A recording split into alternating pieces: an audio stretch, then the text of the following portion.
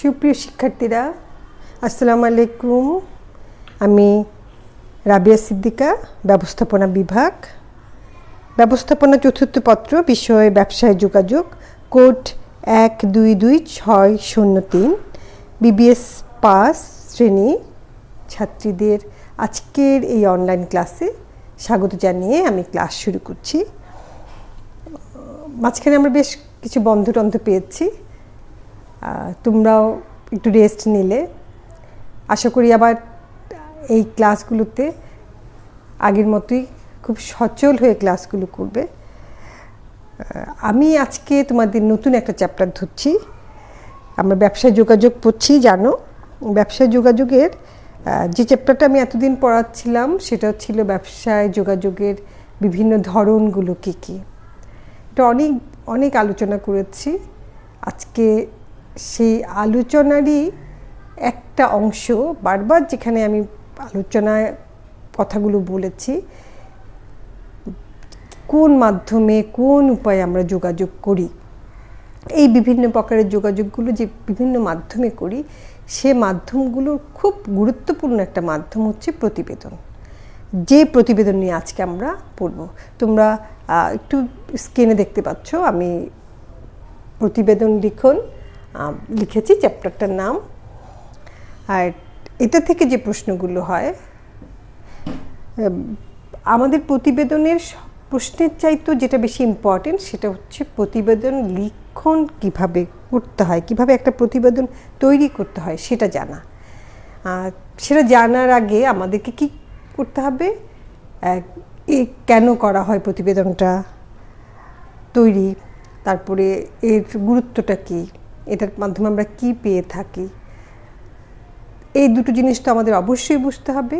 তার সাথে আরেকটা যে জিনিস জানতে হবে, বুঝতে হবে, সেই বিষয়টা হচ্ছে প্রতিবেদনের বৈশিষ্ট্য বা অপরিহার্য গুণাবলী বা নীতিমালা বা বিবেচ্য বিষয়। আমি এই তিনটা প্রশ্নকে একটা প্রশ্নের মধ্যে আবদ্ধ করেছি এই জন্যে যে বৈশিষ্ট্য, গুণাবলী এবং বিবেচ্য বিষয় বা নীতিমালার মধ্যে খুব বেশি তফাৎ নেই। হয়তো একটা দুইটা বিষয় আমাদেরকে জানতে হবে। এটা হচ্ছে অলঙ্কৃত করার জন্য। যেমন এখানে যেটা নীতিমালা বলেছি বা বিবেচ্য বিষয় বলেছি, সেটা আমাদের অবশ্যই জানতে হবে। একটা প্রতিবেদন যখন আমি পূর্ণাঙ্গ প্রতিবেদন তৈরি করব, তখন সেই নীতিমালাগুলো প্রত্যেকটা যদি না থাকে, আমার প্রতিবেদনটা পূর্ণাঙ্গ হবে না। আবার অপরিহার্য গুণাবলীর সাথে বৈশিষ্ট্যের পার্থক্য কি, একটু আগে যেটা বললাম যে অলংকার, আমরা একটা জিনিসকে যখন সাজাবো আরও কত বেশি সাজানো যায়, কত সুন্দর করে গুছিয়ে করা যায়, সেটা হচ্ছে সেই বিষয়টা একটা অলংকার। এই গুণাবলীকে আমরা অনেকটা অলংকার বলতে পারি। আমরা আমাদের প্রতিবেদনকে যত সুন্দর করে এর অলংকার দিয়ে সাজাবো, তত বেশি এটা গুণাবলী সম্পন্ন হবে। এই জন্যে আর বৈশিষ্ট্য তো অবশ্যই লাগবে। প্রতিবেদনকে একটা চিঠি থেকে আলাদা করতে হলে অবশ্যই প্রতিবেদনের বৈশিষ্ট্য দিয়ে আমরা আলাদা করব।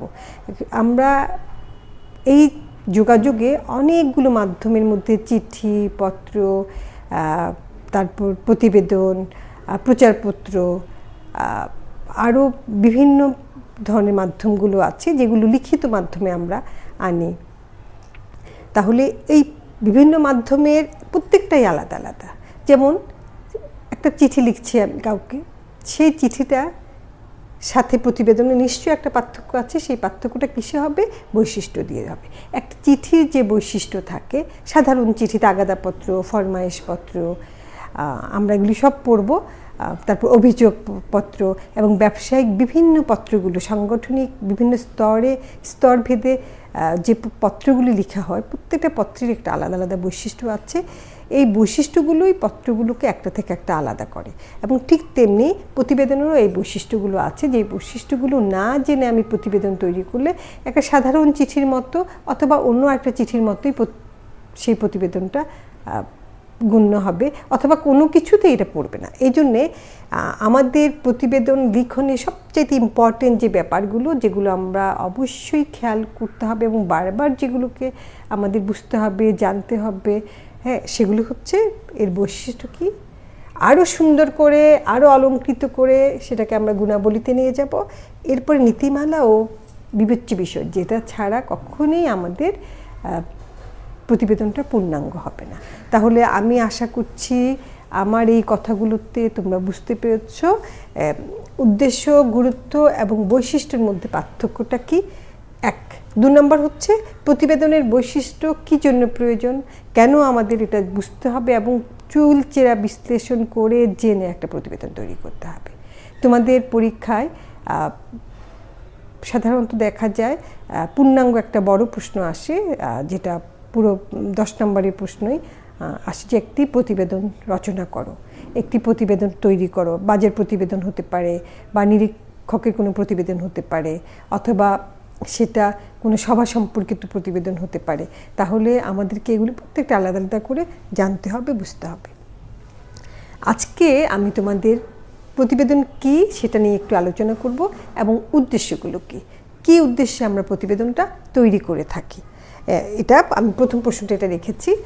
পয়েন্টগুলো আমি বোর্ডে লিখব না, কারণ পয়েন্টগুলো আমার আলোচনায় চলে আসবে, আলাদা করে পয়েন্টগুলো লিখব না। তোমাদের প্রয়োজনে তোমরা বই নেবা, বই থেকে পয়েন্টগুলো দেখবে, কিন্তু আমার লেকচারটা খুব ভালো করে শুনবে যেন পয়েন্টগুলোতে তোমাদের কোনো বিচ্ছিন্নতা না আসে। তাহলে আসো, প্রথমে আমরা জানি যে প্রতিবেদন কী। আমরা প্রতিবেদন কি 1 নম্বরের জন্য লিখতে হলে আমরা প্রথমেই বলবো প্রতিবেদন হচ্ছে কোনো একটা বিষয় সম্পর্কিত অনুসন্ধান প্রাপ্ত একটা ফলাফল বা একটা বিবরণী। আর আবিধানিক অর্থে এটাকে কি বলা হয়, হ্যাঁ, বা এগুলো কিন্তু তোমরা যদি অনুধাবনের প্রশ্নের উত্তর করতে যাও, তোমাদের 4 নম্বরের যে প্রশ্নটা আমি অনুধাবন বলছি সেখানে তোমাদের প্রয়োজন হবে। যেমন ফরাসি শব্দ রিপোর্টার থেকে ইংরেজি রিপোর্ট শব্দ এসছে, যার প্রতি শব্দ হলো প্রতিবেদন। আর রিপোর্ট শব্দের আবিধানিক যে অর্থ, সে অর্থ হলো গিভিং স্টেটমেন্ট অ্যাবাউট সামথিং। আমরা কি করছি, একটা স্টেটমেন্ট দিচ্ছি কিসের উপরে, কোনো একটা ঘটনার উপরে, সামথিং উপরে। সহজভাবে বলা যায় যে কোনো বিষয় সম্পর্কিত কোনো অনুসন্ধানের যে প্রাপ্ত ফলাফল, তার একটা বিবরণী হচ্ছে প্রতিবেদন। তাহলে প্রতিবেদনকে আমরা জানলাম। আমরা যদি আরও সংক্ষিপ্তভাবে বলতে চাই, আমরা বলতে পারবো যে প্রতিবেদন হলো কোনো ঘটনার সুসংগঠিত ও নিরপেক্ষ একটা তথ্যগত বিবৃতি। এগুলো কিন্তু প্রত্যেকটা একটা অনুসন্ধানের ফল, প্রথমেই আমি যেটা বলেছি। আবার আমরা কোনো অতীত ঘটনাকে কেন্দ্র করে বা অতীত ঘটনার উপরেই কিন্তু প্রতিবেদনটা তৈরি করি। প্রতিবেদন কখনোই ভবিষ্যৎকে নিয়ে করা যায় না, আমরা এটা খুব আমাদের সেন্স থেকে এটা বলতে পারি। তাহলে আমরা কি জানলাম যে কোনো ঘটনা বা বিষয়ের উপর অনুসন্ধানের মাধ্যমে প্রাপ্ত তথ্যাবলী সুশৃঙ্খল উপস্থাপনই হচ্ছে প্রতিবেদন। আমি আস্তে আস্তে আস্তে আস্তে এখন একদম 3 নম্বরে যে বাক্যটায় আসলাম, সেটাই হচ্ছে তোমাদের একটা পূর্ণাঙ্গ সংজ্ঞা। তোমরা এই সংজ্ঞাটাই পরীক্ষায় লিখবে। কি বললাম আবার বলছি, কোনো ঘটনা বা বিষয়ের উপর অনুসন্ধানের মাধ্যমে প্রাপ্ত তথ্যাবলী সুশৃঙ্খল উপস্থাপনই হলো প্রতিবেদন। এই গেল প্রতিবেদন কি। তাহলে আমি যদি ভেঙে ভেঙে এখন বলি, কোনো ঘটনা বা বিষয়, কোন ঘটনা আমরা জানি, একটু আগে আমি বলছি ঘটনা ঘটে যায় কখন, অতীতের কোনো বিষয়ে। আমি এটা মুছি তোমাদেরকে একটু একটু বিশ্লেষণটা করে দিয়ে দেখাচ্ছি। আমার দেখো কি বললাম, কোনো ঘটনা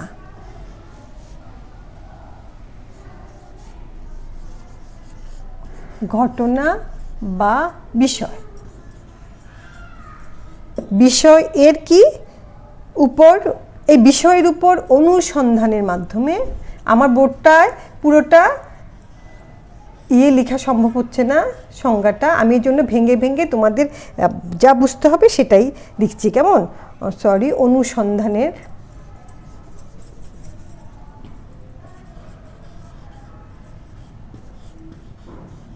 অনুসন্ধানের মাধ্যমে প্রাপ্ত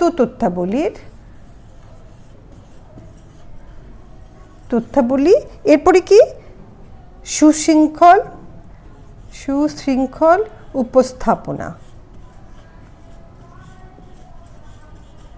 উপস্থাপনা হলো প্রতিবেদন। তাহলে এই সংজ্ঞাটা আমরা কি পাচ্ছি? একটা ঘটনা, অনুসন্ধান, তথ্যাবলী, উপস্থাপনা। এইটাই যদি মনে রাখতে পারো তাহলে তুমি পূর্ণাঙ্গ সংজ্ঞাটা খুব সহজেই বলতে পারবে, সারা জীবন তোমার মনে থাকবে প্রতিবেদনকে। প্রতিবেদন হচ্ছে একটা ঘটনা বা বিষয়, কিসের? অতীতে যেটা সংগঠিত হয়ে গেল সেরকম একটা বিষয়ের উপর আমরা অনুসন্ধান করব। অনুসন্ধান কি? বিভিন্ন জনকে জিজ্ঞেস করব কি হয়েছিল, কেন হয়েছিল, হওয়ার পেছনে কারণ কি ছিল, এই কারণের পক্ষে বিপক্ষে বিভিন্ন যুক্তি। অনুসন্ধান সবসময়, অনুসন্ধান হচ্ছে একটা ব্যাপক ব্যাপার, ছোটোখাটো কোনো ব্যাপার না। অনুসন্ধানে নিরপেক্ষতা থাকতে হবে, তোমার অনুসন্ধানের সাথে তোমার অনেক গভীরতা থাকবে, কাজের গভীরতা থাকবে। বৈজ্ঞানিক কোনো অনুসন্ধান তো আমরা জানি সেটা বিশাল ব্যাপার। ঠিক তথ্যে নিরপেক্ষতা নিয়ে যদি আমরা কাজ করতে যাই তাহলে যে কোনো ধরনের প্রতিবেদন তৈরিতে প্রাতিষ্ঠানিক যে ঘটনাগুলো আমরা অনুসন্ধান করতে যাই সেটাও কিন্তু অনেক বিরাট একটা ব্যাপার। সেখানে মেধা লাগবে, শ্রমও লাগবে এবং তোমার বিচক্ষণতা দিয়ে পরিস্থিতিকে বুঝতে হবে। তাহলে এই অনুসন্ধানে মেধা, বিচক্ষণতা, পরিস্থিতি এগুলো খুব বেশি কাজে লাগাতে হয়। তাহলে আমরা অনুসন্ধান করছি কোনো ঘটনার, কেন? তথ্যাবলী পাওয়ার জন্যে, তথ্যকে নিয়ে আসার জন্য, আমাদের সামনে বিভিন্ন তথ্যগুলোকে দাঁড় করানোর জন্যে। এরপরে কি করব? এই তিনটার একটা সুন্দর উপস্থাপনাই হচ্ছে প্রতিবেদন। প্রিয় ছাত্রীরা, আশা করি তোমরা আমার এই অংশগুলোর মাধ্যমে পুরো ব্যাপারটা তোমরা বুঝতে পেরেছ। আমাদের সংজ্ঞার যে ভেঙে ভেঙে আমি যে বিষয়গুলো বের করেছি, একটা হচ্ছে ঘটনার অনুসন্ধান করব। কেন অনুসন্ধান করব? আমরা কিছু নিরপেক্ষ তথ্য পাওয়ার জন্য, যে তথ্যগুলো দিয়ে আমরা পরবর্তী সময় কাজ করব, যে তথ্যগুলোকে নিয়ে আমরা প্রতিবেদন তৈরি করব, উপস্থাপনা করব এবং তার মাধ্যমে আমরা ভবিষ্যৎকে এগিয়ে নিয়ে যাব। সেটা প্রাতিষ্ঠানিক হোক আর সেটা কোনো সামাজিক হোক অথবা কোনো রাষ্ট্রীয় পর্যায়ের হোক, প্রতিবেদনই সবসময় প্রতিবেদন বা কোনো বাজারের জন্য হোক। তাহলে কি দেখছি? একটা নিরপেক্ষ বস্তুনিষ্ঠ তথ্য পাওয়ার জন্যে আমাদেরকে কোনো বিষয়ের বিচক্ষণতা নিয়ে, মেধা নিয়ে অনুসন্ধান করে একটা উপস্থাপনাই হচ্ছে প্রতিবেদন। আচ্ছা, এখন আমি প্রতিবেদন কি এটা তোমাদের শেষ করেছি। এটা কি? প্রতিবেদন কি? প্রতিবেদন কি কি বা কাহাকে বলে। এরপরে আমরা যাব এর উদ্দেশ্যগুলো কি, কেন আমরা প্রতিবেদনটা তৈরি করছি। আমি এরই মধ্যে উদ্দেশ্য অনেক বলে ফেলেছি, হ্যাঁ, আমার কথায়। তারপরেও যেহেতু তোমাদের পরীক্ষায় উত্তর করতে হবে, হ্যাঁ, এই জন্য আমি স্পেসিফিক্যালি সেটা আলোচনা করছি। তোমরা দেখো, প্রতিবেদনের প্রথম যে উদ্দেশ্য সেটা হচ্ছে আমাদের তথ্য জানার জন্যে, আমাদের প্রয়োজনীয় তথ্যগুলো পাওয়ার জন্য আমরা প্রতিবেদনটা তৈরি করি। আমরা জানি আজকাল এই ব্যাপক ব্যবসায়িক পরিস্থিতির যুগে, যেখানে আমাদের সংগঠনের কাঠামো অনেক বড় এবং আমাদের ব্যবসায়িক যে পরিমণ্ডল সেটাও অনেক বেশি বিস্তীর্ণ। এই বিস্তৃত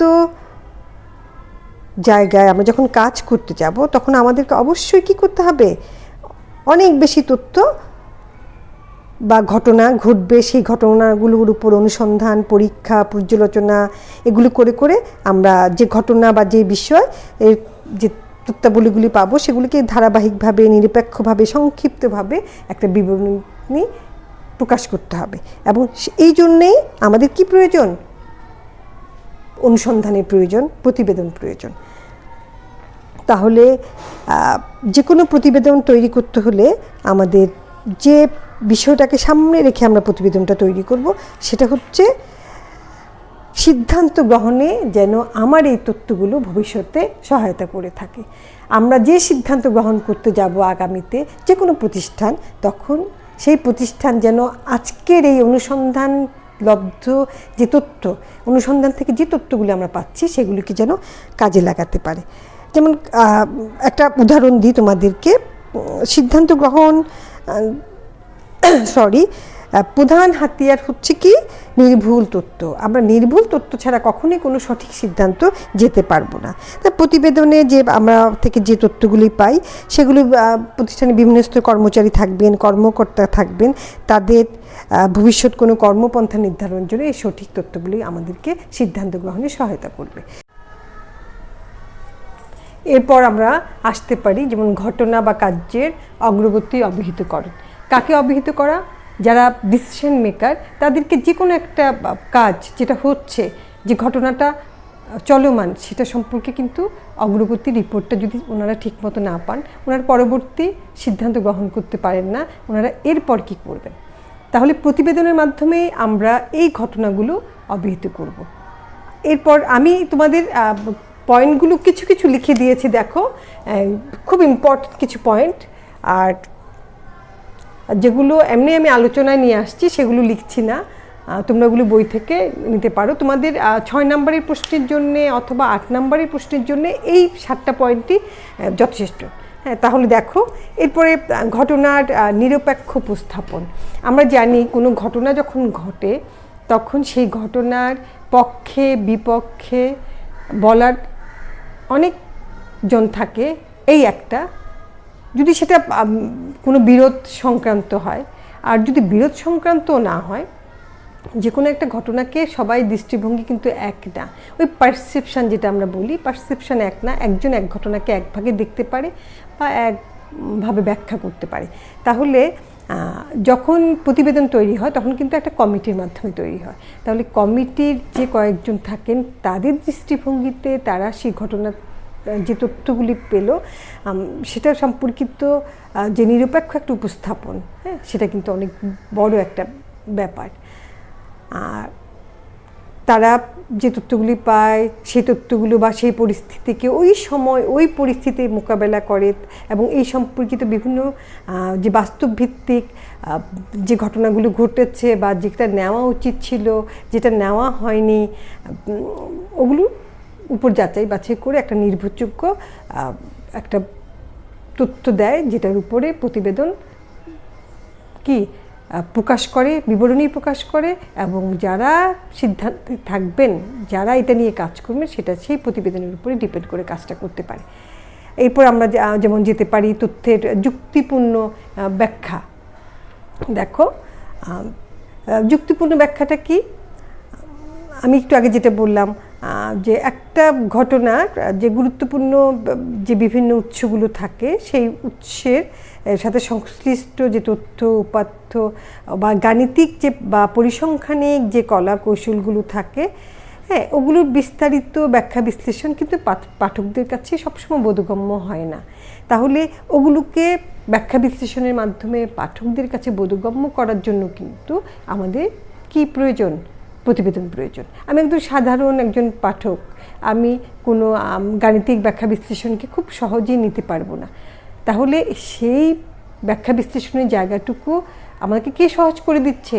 যারা প্রতিবেদন তৈরি করছেন ওনাদের মাধ্যমে আমি প্রতিবেদনটাকে একটা যুক্তিপূর্ণ ব্যাখ্যা বিশ্লেষণের মাধ্যমে আমি সেটা জানতে পারবো, বুঝতে পারবো। তারপরে মতামত প্রকাশ ও যাচাই। যেমন একটু আগে আমি যেটা বললাম, একটা ঘটনাকে মানুষ তার পারসেপশন দিয়ে বিভিন্ন দৃষ্টিভঙ্গি থেকে অবলোকন করেন, বিভিন্ন মতামত দেন। তাহলে সেই ঘটনাটার যে যারা যারা সংশ্লিষ্ট পক্ষ থাকেন তাদের অভিপ্রায় কী বা কী কাজ করলে ভালো হতো, তাদের সবার মতামতকে নিয়ে একটা মতামতে দাঁড় করানো হচ্ছে প্রতিবেদনের উদ্দেশ্য। তারপর আমরা যেতে পারি মতামত প্রকাশ ও যাচাই বললাম। তা বিরোধ মীমাংসা। বিরোধটা কি?